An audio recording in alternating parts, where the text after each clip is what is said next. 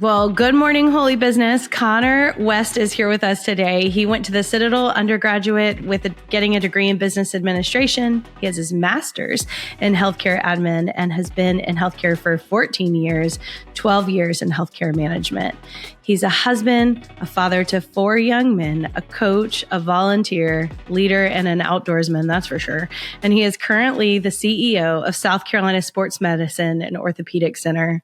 He's also a pastor's husband, so my husband prays for him specifically, knowing what that's like. So, Amen. Connor, it's so great to have you this morning. Thanks for spending some time with us. Of course. Thank you for having me. I'm humbled to be here. Yeah, well, we're in the middle of a series on change. And you were the first CEO that came to mind when I was thinking about change, because you've had a lot of transition the past couple of years, and you seem to do it with exceptional timeliness. And whether it feels like it from the inside, you do it with a lot of poise and what seems like very much clarity as you move on to new roles and set new goals for yourself, even outside of your organization sometimes. So before we get into all that, though, tell us about your journey to where you are now. Sure. And I think journey is the right word. It's been pretty unique to me.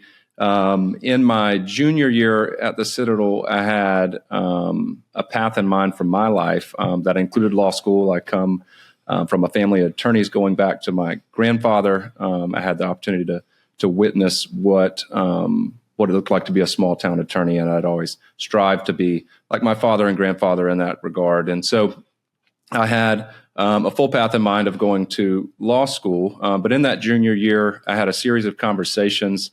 In part of this journey, I like to title sort of divine appointments. And one of those appointments was with my college roommate's brother, who was attending the medical university at the time, getting that master's in healthcare administration. And he was talking to me about a path in healthcare.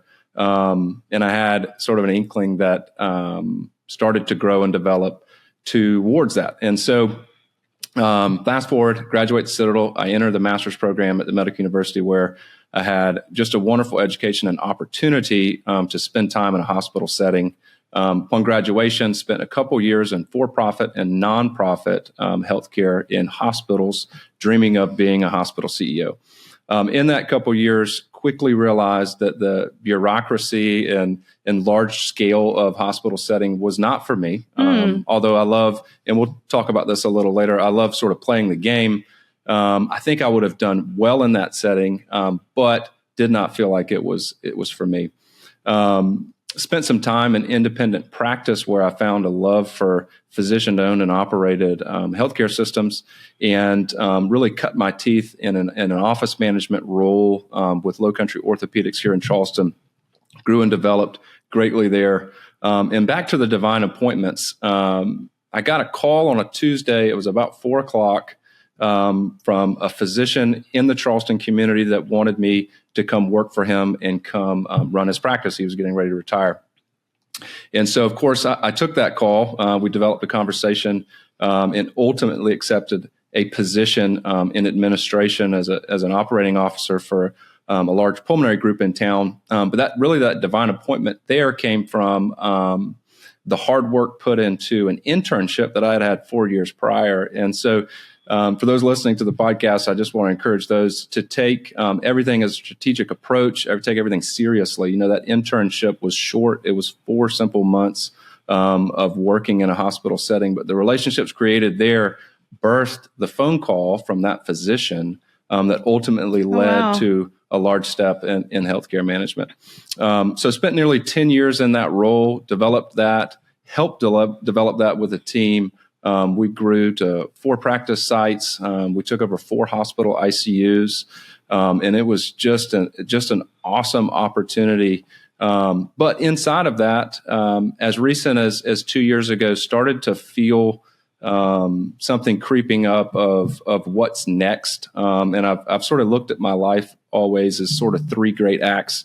And so there was Act 1, Act 2, and Act 3. And I felt like I was exiting Act 1 and was actively in pursuing through prayer what was going to be Act 2. And that process in and of itself took a while.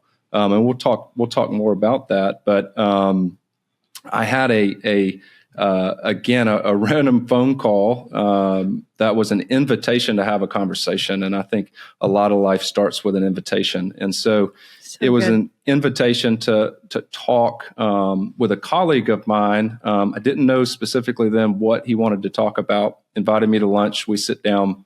He reveals that he is going to retire early. He's 59.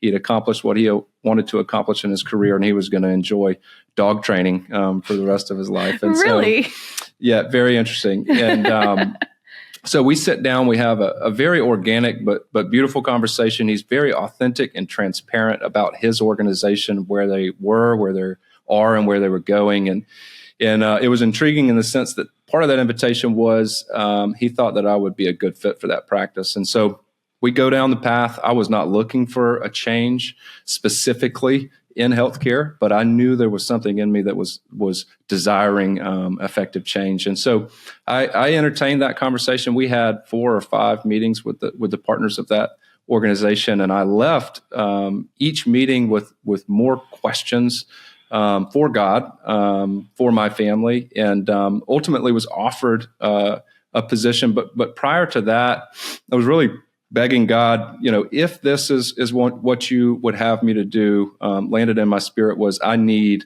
a unanimous front from the physician partners group. So there was 10, and I said, God, if this is for me, I need 10 out of 10 to agree. I don't need any arm wrestling in the break room. That is 5-4. This is our guy. And so specifically asked God for that. And so the president of the group had called several weeks later and had asked if I would come to work, that they wanted to extend a job opportunity.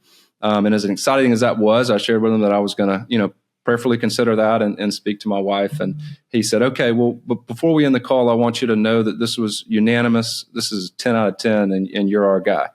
And at that moment, I sort of had a oh crap moment. I'd asked God for something and he delivered. And now I had either to be faithful to that or be disobedient to that. And so that sort of lands us where we are today. And I've thoroughly enjoyed this new role, albeit still in executive leadership in a healthcare setting, but in a new and growing and prospering organization. That's really fantastic. There's so much I want to unpack there. So we'll just start somewhere. But you mentioned several times sensing that change was coming with God and spiritually. How do you say you sense that? How does someone open themselves up to sensing that and being ready for it? Yeah, and that's a great question and a unique one. So I've always been an extremely self-aware person. Mm-hmm. And so not sensitive in a sort, but I feel like I have heightened senses. And part of that comes through spiritual discipline, of course. Yeah. And there was something, and I could not put my finger on it. Of course, I was begging God to reveal exactly what that was, but it was a desire for something new. It was a desire for something different. Yeah. And it was a desire to continue the sort of mission and vision for my life and for my family, which bleeds into what I am attempting to do with this life, which is to leave a generational legacy. And a legacy is simply, what am I going to leave behind? And that's not financial, but that is something of significance, not status. That is something that my children's children can be a part of. That's really good. I love talking about legacy because I think it sunk in for me the first time when I read the Old Testament. And in Kings, the good kings are remembered because they always thought of legacy, what was going to happen after they left. And you see that with the greats in the Bible too. And the bad kings were the ones that were kind of like, this will make my life easier right now, but I'm kind of going to leave a crap show for the people after me, for lack of a better term. Why do you think legacy has been so important to you? That's another great question. I really don't know. You're like very connected to it. You talk about legacy in every conversation we have. It is the singleness of purpose of my life. I mean, outside of living a godly life and bringing people to Christ and being an example, it is the singleness of purpose of my life. It is what drives me. It drives my decisions. It drives my thinking processes. It drives the strategic nature of literally everything I do, where I spend my time, where I spend my resources, how I parent my children. It is what drives me. Interesting. So I'm just thinking about this change in legacy piece. So if you're open to change and you're thinking about the long game, I'm guessing some of the short-term decisions come a little easier when you have clarity, because you're looking at where the whole picture will be painted and not just what's happening in this season, and the change is very tumultuous. 100%. That's so peace and change comes from big vision. I think that's a great takeaway for people. You also mentioned that when we were talking before today, you mentioned that you really realized you were a leader in some shape or form at the age of 13, and it was a distinct moment in your life. Sure. What happened? Yeah, and distinct moment, maybe a little strong. And a 13-year-old mind. Sure. This is not meant to be morbid. At an extremely young age, I believe that I will not be 90 years old when I go meet Jesus. Huh. Okay. So it's not morbid. I am not fearful of that, but that is just the reality that I've lived in. And so what I mean by that is I have structured my life thinking the 3 acts, will be cut somewhat short on an earthly time frame. Okay. So with that being said, the sprint to maturity, I think, was a little faster maybe than some. Okay. That makes sense.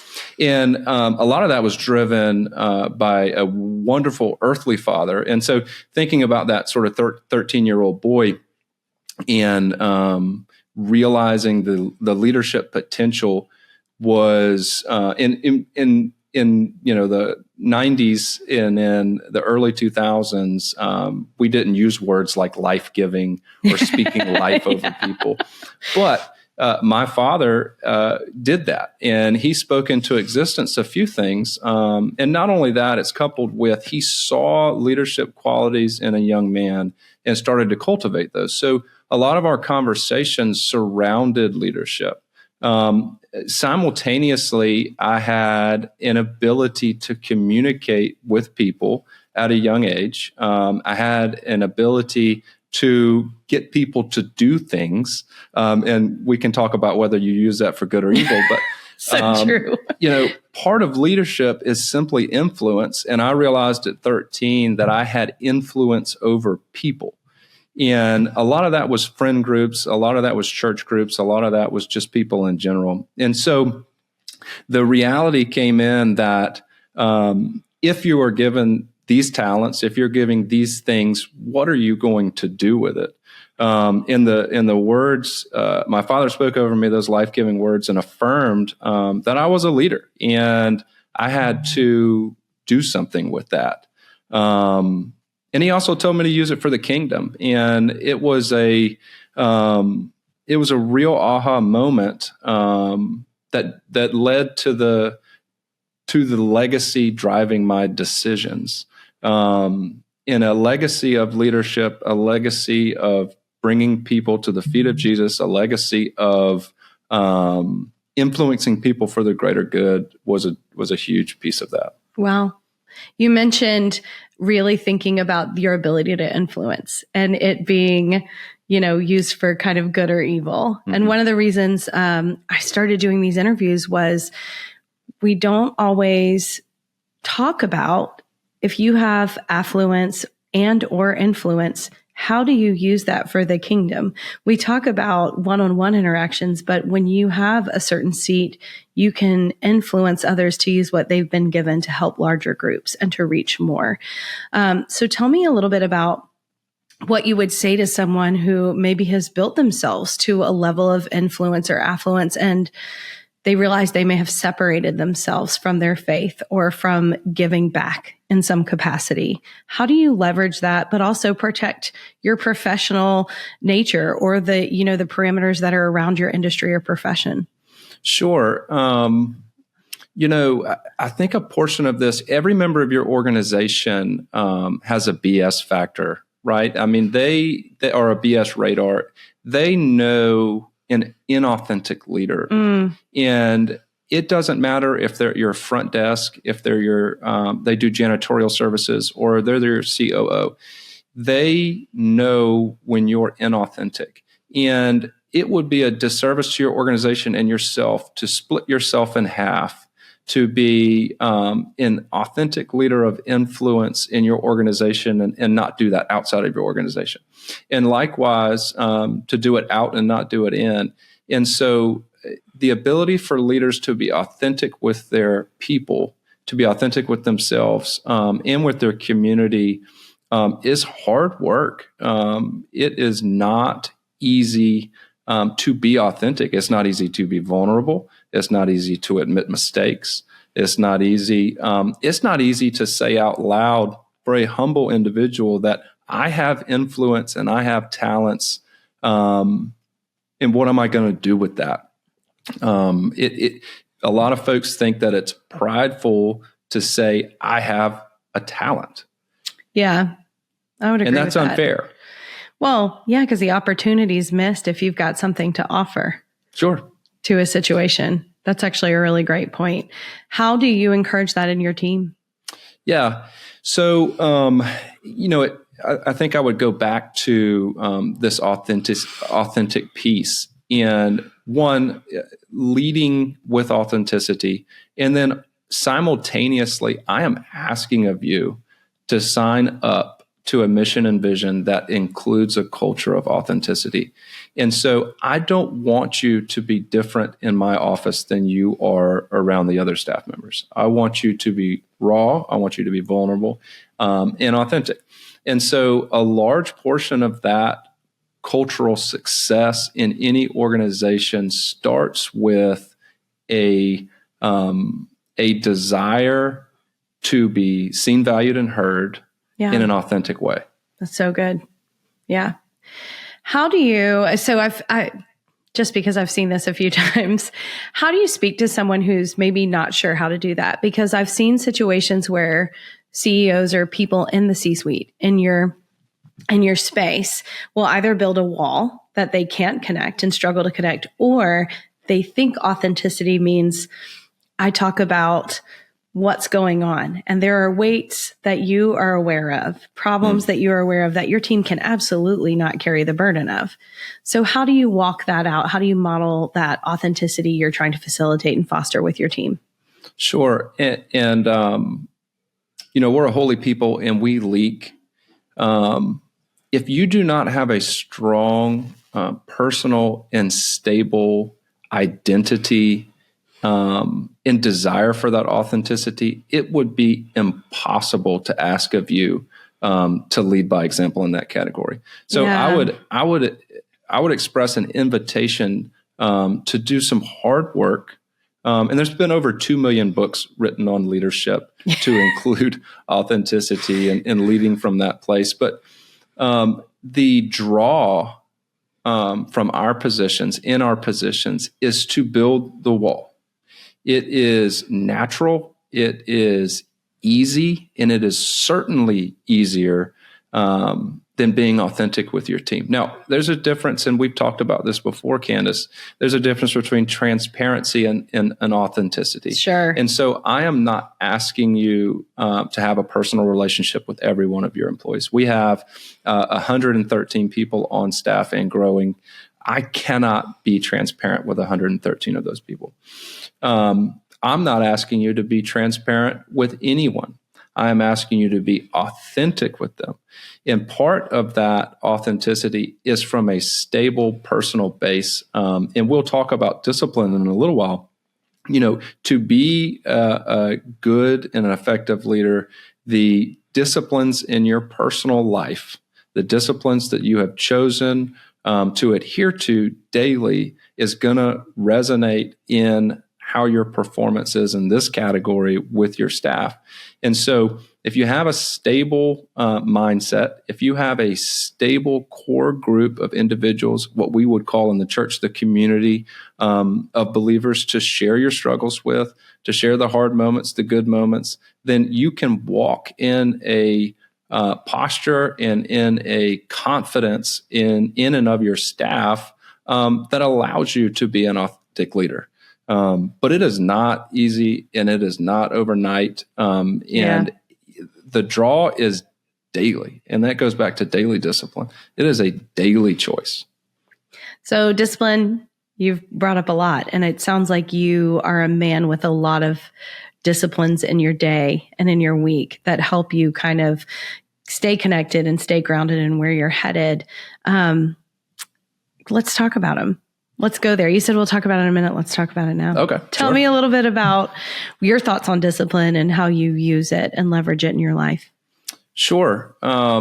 So, I can only speak to my personal disciplines. I can only speak to that. But I do believe our world and our culture and our workplaces would be different and would be better for more and better personal disciplines. Now, I am a average man. I am not here to say that my disciplines are amazing, but I do believe that having a singleness of purpose, having a solid faith, having some barriers and guardrails constructed in my life in a biblical foundation is the simplest way to get into quiet a lot of chatter, because a lot is given to leaders of organizations that we can care for but cannot carry. And the disciplines that you create in your life are going to give you longevity in that. If we don't have discipline, we are going to get chewed up and spit out. And, burnout's such a big buzzword right now, particularly in my profession, in the medical profession, less on the administrative side, more on the physician side. And so there's a lot of conversations. There's full conferences now. I mean, you can spend $3,000 and go to Vegas to listen to how not to get burned out. And it is just amazing. And it's a hard thing without a basis of faith, without those disciplines, you're going to get burned out. If you want longevity, discipline has to be there. But discipline is hard, and people hate discipline. People hate being disciplined. But if we could just invite each other into a space where we have a level of accountability for ourselves and for others, whether we're open to feedback, to be disciplined and to be disciplined, and be grateful and gracious for it. I think back on my career, some of the most pivotal moments in it were getting disciplined in the decision that I didn't like that. And I would agree with that. Need to do something about that. And I don't know how much time we have on the podcast, Candice, but quick story. This was nearly 11 years ago. I was disciplined in my very first management job for a situation that was not my fault. And I stand firm on that. It was not my fault. I took ownership of it because it was of an employee of mine.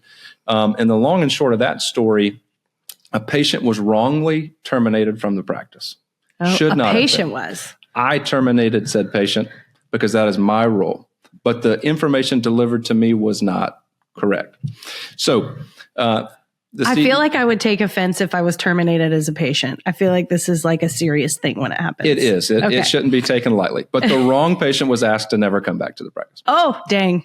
Right. So I thought I delivered the news at least fairly well. But fast forward a couple days, the CEO at the time of this organization called me in the office, spoke what I would call death, did not ask for information, did not try to collect any information, and shared with me that perhaps I wasn't cut out for management. Now, I didn't lose my job. I didn't get a formal write-up. He just chose to use words such as, hey, you may not be cut out for management. Now, I just told you a few moments ago, I feel like I was a leader since 13. Yeah. I have been influencing people. I disagreed kindly, and we left it at that. But I used that very moment for a couple things. One, I would never put an employee in that situation. I would fact find, and I'd find information each time. And two, you want to talk about fuel. I will have you know, I'm the CEO of a major orthopedic center in Charleston, South Carolina. My direct competition today is the former company. And so I find God's divine irony in this. And I wake up several mornings a month thinking, we're going to win. We're going to win. And it's a cute story, but it is just a piece that I've carried with me, not bitterly, but at the same time, a motivation. Oh, that's so good. And yes, you're totally going to win. It's wrong how much I like that story. I know. I've had to pin that to the cross a few times, making sure I'm not operating out of bitterness. Oh my gosh. You did talk about discipline though. I did want to say your favorite verse out loud that kind of summarizes everything you said about discipline is Hebrews 12:11. No discipline seems enjoyable at the time, but painful. Later on, however, it yields the fruit of peace and righteousness to those who have been trained by it. And that is a great example of the pain we go through in development and leadership to change and grow. Oh, amen. Oh, that's so great. Well, now, okay. You said something though I want to go back to something you said when you were first telling your story of how you got to where you are. And you talked about how every opportunity begins with a conversation. And I so believe that to be true, but I think I personally know that I didn't recognize that early on, how much those kind of networking talks, those coffees, those conversations just kind of as you connected with people out in the world could become very beneficial developmental opportunities for you. And I think we miss that sometimes with the pace of business these days, of the fact that when people just want to communicate with us, we might not make time in our calendar if there's not a deal immediately on the table. So could you just expand on that a little bit? Because I think it is such an important part of business and growth, and honestly, spiritual growth. It's all relational these days. Yeah. It's all relational always. 100%. And I'm sort of glad we went full circle here. So I agree with you 100%. It is a piece that I feel like in particularly our sector of business that is strongly missed. I think COVID affected it greatly. I think people were scared to get in large crowds. They were scared to network, which rightfully so in some regards. And I do feel like we're slowly returning to this. But these divine appointments, these moments in my career are also intertwined. It is just unimaginable. And, the strategic nature, walking into every conversation, not looking to get anything out of it, to your point, not looking for the deal, but having a strategic mindset walking into literally every conversation you have daily is going back to discipline is one of my disciplines. I don't have conversations that don't leave with meaning.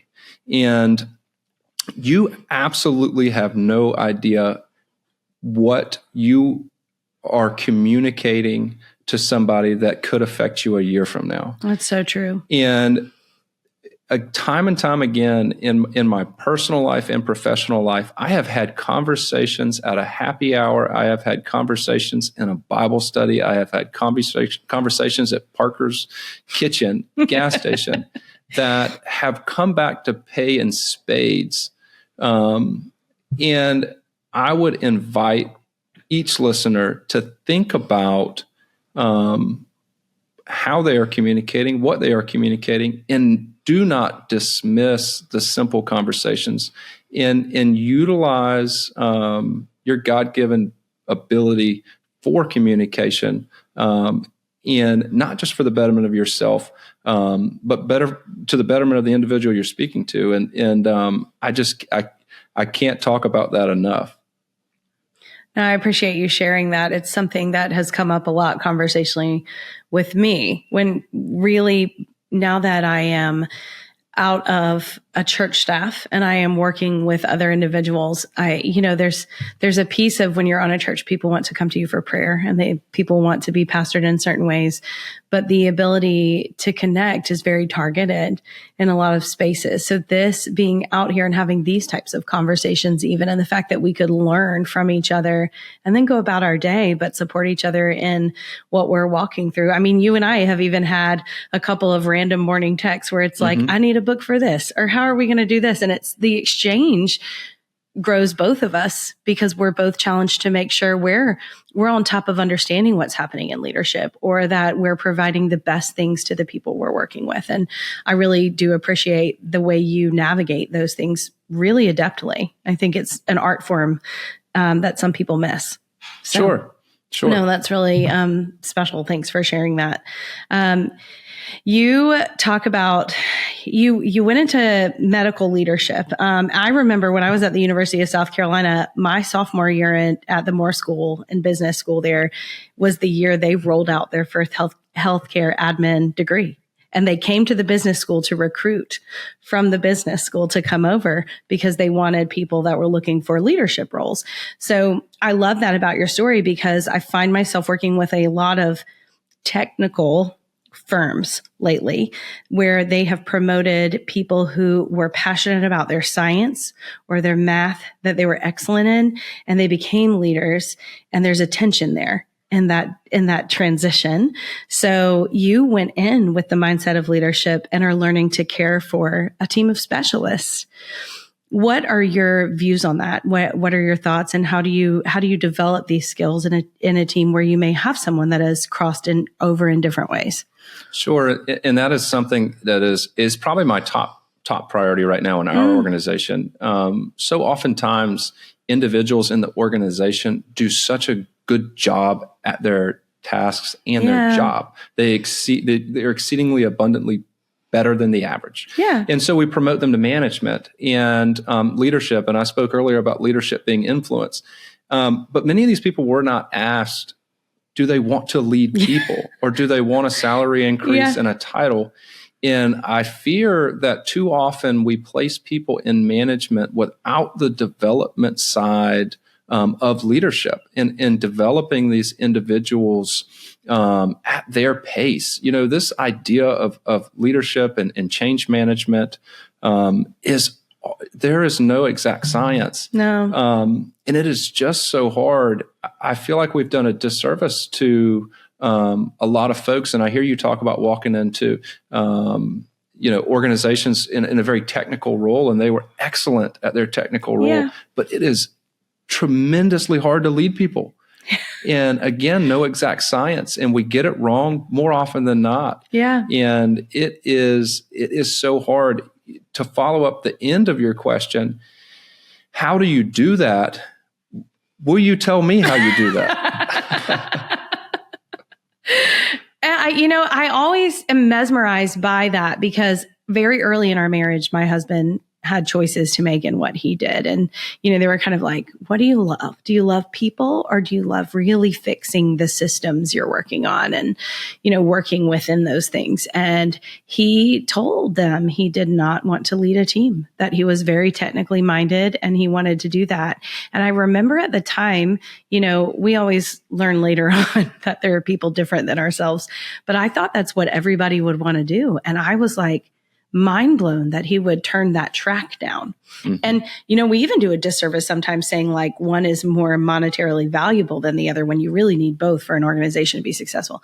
But I remember being completely dumbfounded that he would turn that down. And I look back now and I'm like, I wish more people had the insight to say, this is what I'm wired for, not this thing over here, and to say that out loud. And I had a very good, one of those moments where I had, a district manager at the time, one of my first roles out of college, tell me at some point, someone's going to offer you a job that you are not wired or equipped for, and you need to be smart enough to turn it down. I was 26 and I was not smart enough. And I still say that about the role I took. Was it an exceptional role for someone of my age? Absolutely. Was it great income? Absolutely. Was I completely miserable in less than a year? Absolutely.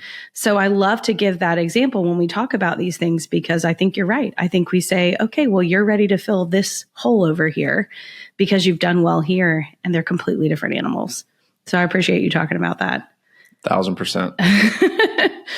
Well, Connor, it's been great to have you. What else have we not talked about?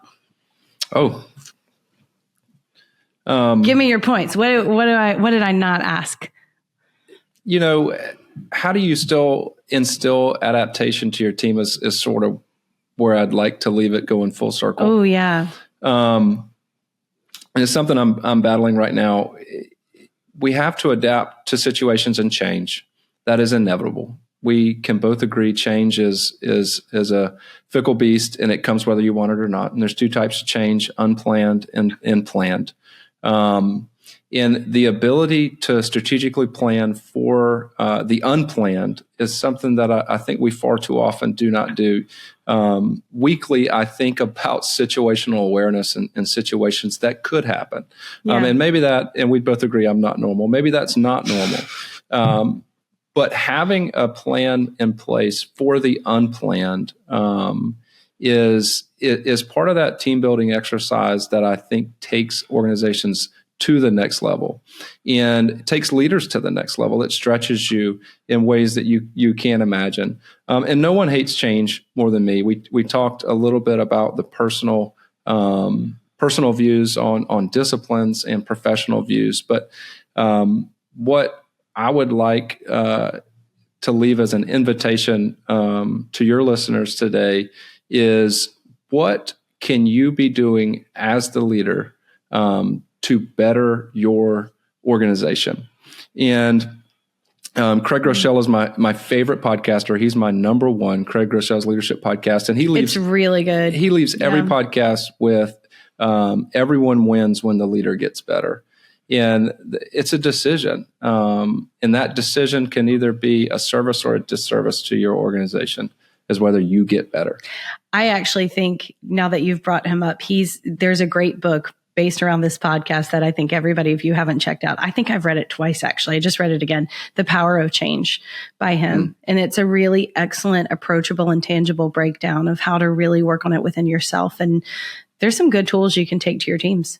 100%. Yeah, I love that. I love that you brought him up, because he's fire. He's a good challenge. He's my guy. He'll preach my funeral. He'll preach your funeral. No, are we going to have tickets for your funeral? I feel like we should. We'll see. Well, it's great to have you ahead of spring, so we're not fighting over our gardens yet, because we will. Amen. One of my favorite competitions with Connor is to plant Japanese beetles on his rose bushes. But she does a very good job.